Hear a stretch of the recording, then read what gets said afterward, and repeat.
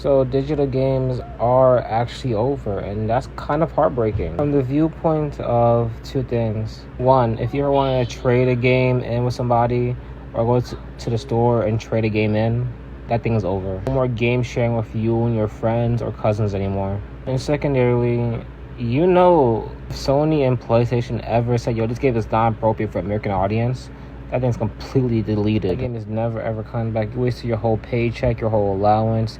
You've been saving for this game, and it's never coming back. If the game was ever permanently deleted on the PlayStation Store, at least you have the physical copy of the game. Still allow you to play the game perfectly fine. Don't get me even started if your internet were to go out, because that leaves you permanently screwed. Don't get me wrong, I knew this thing was gonna happen eventually. Physical disc games is dying. This was gonna happen, especially since us having two different versions of the PS5, the digital one and the regular one. When it came to my PS5, I personally got the digital one because it was way cheaper, $100 less, to be honest, right at the time. Because I still believe that I could always upgrade it to a console version. I think GTA 6 would be the launch pin for this. That's been developed for God knows how long. That has shown us very little to none game footage wise. It became one of the highest grossing pre-order games of all time. That's based off reputation. It's not how games should work. Guys who got the game online and started bragging about and boasting online, yo, I got this game pre-order, bro. I can't wait for to play GTA 6, bro. It's gonna be the best thing on earth.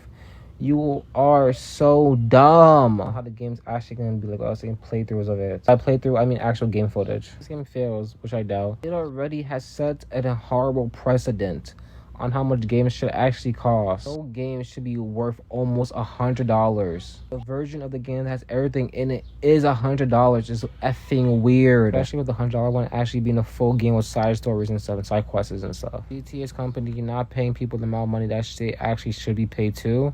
Yeah, amazing, isn't it? I remember being a kid, and I remember GameFly, bro. It was one of the best ways to actually get a game that you wanted in life to keep forever. Try a game for a week or two, see how far you got. And if you want to keep the game, you bought the game. If you didn't, you returned the game back. Like I mentioned earlier in the video, I remember sharing games with my cousins and friends. Especially when I bought a game and turns around, I just hated it, and I didn't like the game at all. I swapped that with my bros. Gamers have more respect to themselves and told them effing lower that price down. Advocate to them, but there's no reason why the PS5 price should be going up. Or within the same ballpark when it first dropped too. Especially like something like the Switch going up in pricing too. I was effing confused. Switch 2 was one of the biggest rip-offs of all time too. PS6 or whatever, as well as $1,000, bro. Some of you guys will bend over and get logical reasons why it should be like that, which weren't logical in the first place. Hasn't been a huge gaming advancement in years. Required for video games to be this high. Yeah, this is just a scam, and I might play the game too. The long one, is it worth it? Probably not. Especially exclusive games being horrible too.